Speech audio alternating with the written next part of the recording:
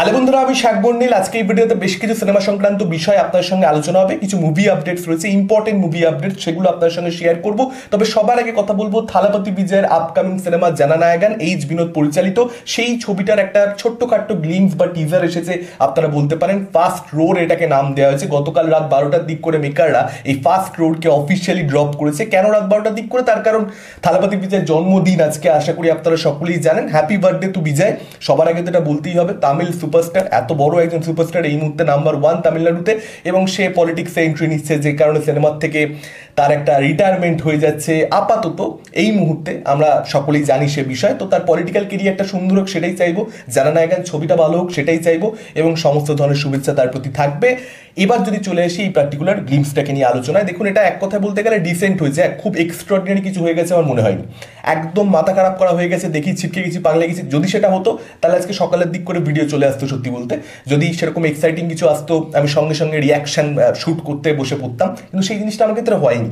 অতটা কোনো গুজবাম্প কাজ করছে যে তা নয়, মানে এরকম অবতারে আমরা বিজয়কে এর আগেও দেখতে পেয়েছি।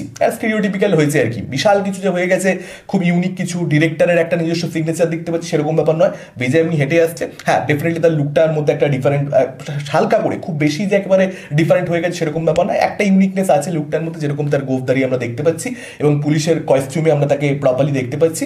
এবং থালাপতি বিজয়কে পুলিশ হিসেবে এর আগেও ভালো লেগেছে, আশা করছি এই ছবিতেও ভালো লাগবে। তার যে একটা পাওয়ারফুল প্রেজেন্স সেটা এখানে ফিল করা যায় টিজারটার মধ্যে। আর ব্যাকগ্রাউন্ড মিউজিকটা দেখুন, ডিসেন্ট লেগেছে, খুব এক্সট্রাঅর্ডিনারি লাগেনি। আর অনিরুদ্ধের থেকে আরো পাওয়ারফুল কিছু আমরা এক্সপেক্ট করি আসলে। কিন্তু আমার মনে হয় যে মেকাররা এখানে যেহেতু বিজয়ের জন্মদিন, সেই উপলক্ষে যেহেতু এই ফার্স্ট রোডটা তারা ড্রপ করছে, এই গ্লিমসটা তারা whatever you call it, মানে সেটার জন্য আর কি অনিরুদ্ধকে একটা সার্টেন কাইন্ড অফ বিজিএম এর আর কি ডিমান্ড ছিল, রিকোয়ারমেন্ট ছিল। সেই জায়গা থেকে সে একটা মানে সেলিব্রেশন কাইন্ড অফ আর কি বিজিএম, এরকম একটা বিজিএম সে করতেই হয়তো চাইনি, যেটার মধ্যে একটা মাস আপিল থাকবে। মানে এটার মধ্যে একটা different kind of mass appeal আর কি, একটা সেলিব্রেশনের মুড আর কি, সেটাকে ধরে রাখবার চেষ্টা করা হয়েছে।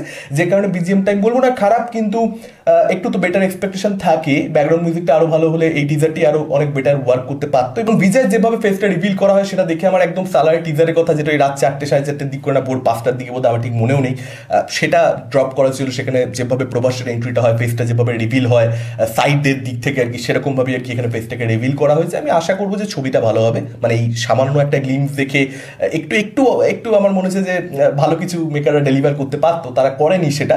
তো আশা করা যাবে যে টিজার ট্রেলারটা ইম্প্যাক্টফুল হবে, এবং মোস্ট ইম্পর্টেন্টলি ছবিটা ভালো হবে। সেখানে থালাপতি বিজয়কে আমরা যে অবতারে দেখতে পেতে চাই সেটা পাবো, কারণ আফটার লাস্ট ছবি একটা তো এক্সপেকটেশন মানুষের থাকবেই। দেখুন এটা বক্স অফিসে হিউজ কালেকশন করবে, ডাউন তামিলনাড়ু তো একটা ব্যাপক ব্যাপক কালেকশন, শেষ ছবি বলে কথা, এত বড় সুপারস্টার নাম্বার 1, কিন্তু আমাদের ছবিটা ভালো লাগতেও হবে। দেখা যাক সেটা হয় কিনা। এর পরবর্তীতে যদি চলে আসি মুভি সংক্রান্ত আপডেটে, প্রথম আপডেটটা দেবদার আপকামিং সিনেমা ধূমকেতুকে কেন্দ্র করে, যেটা বহু আগে দেবদা শুট করেছে, আপনারা জানেন। শুভশ্রী রয়েছেন, কৌশিক গাঙ্গুলির ছবি, রুদ্রনীল রয়েছেন। তো এই ছবিটা টিজার কিন্তু আগামীকাল আসতে চলেছে। এবার দেখা যাক টিজারটা কিরকম কি হয়।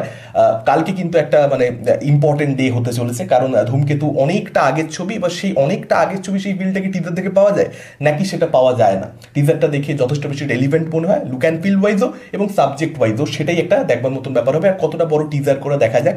অনেক ক্ষেত্রে টিজার এতটাই ছোট হয় যে সেটা দেখে পরিষ্কার একটা ধারণাও তৈরি হয় না। দেখা যাক, কালকে টিজারটার দিকে তাকিয়ে রয়েছি।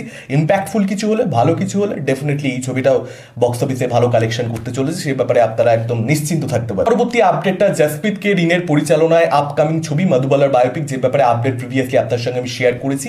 সেই ছবিটার শুটিং তো পরিচালক করবার জন্য পুরোপুরি রেডি, তার দিক থেকে সমস্ত কাজ হয়ে গেছে, কিন্তু প্রডিউসাররা এখন আবার রিইভ্যালুয়েট করছে যে এই ছবির বাজেটটা কতটা হওয়া উচিত না উচিত, কতটা ছবিটা চলতে পারে না পারে, বা কতটা ওটিটি রাইটস থাকবে, স্যাটেলাইট থাকবে তার উপরে, বা মিউজিক রাইটস থাকবে তার উপরে ডিপেন্ড করে কি বাজেটটাকে সেট করবার চেষ্টা করছে। যে কারণে এই ছবিটা আপাতত স্থগিত রয়েছে। দেখা যাক শেষ অব্দি ছবিটা হয় কি হয় না। পরিচালক ভীষণ ভালো, এর আগে তিনি বানিয়েছেন ডার্লিংস এর মতো ছবি আলিয়া ভাটের সঙ্গে, ভীষণ ভালো একটা ছবি ছিল, ভীষণ ভালো সাবজেক্ট। চাই এই পরিচালক যেহেতু ভালো ছবি বানিয়েছেন, যে কারণে তিনি কাজ করতে থাকুন, বড় বড় প্রজেক্টে অ্যাসোসিয়েটেড হন। এবার দেখা যাক শেষ অব্দি এই ছবিটা হয় কি হয় না, সময় আমাদেরকে বলবে। এর পরবর্তী আপডেটটা শক্তিমানকে কেন্দ্র করে কয়েকদিন আগে একটা আপডেট এসেছিল যে আল্লু অর্জুনকে শক্তিমানের ভূমিকাতে আপনারা দেখতে পেতে পারেন বাসিল জোসেফের সঙ্গে তার কোলাবোরেশন। আমি আপনাদেরকে এটাও জানিয়েছিলাম যে না, সেরকম কোনো ব্যাপার নয়, আল্লু অর্জুনকে কিন্তু দেখতে পাওয়া যাবে না শক্তিমান হিসেবে। এটা সম্পূর্ণরূপে একটা আল্লু অর্জুনের পিআর গেম মেবি, যেটা আর কি কোথাও একটা, যেহেতু আল্লু অর্জুনের সঙ্গে ত্রিবিক্রমের ছবিটা হচ্ছে না, জুনিয়র ইন্ডিয়া সেটার সঙ্গে যুক্ত হয়ে গেছে, আল্লু অর্জুনের মানে সেটার থেকে আর কি সরে দাঁড়ানো, সেইটাকে আর কি ঢাকা চাপা দেওয়ার জন্য একটা পিআর এর খেলা বেসিক্যালি ছিল। সেটা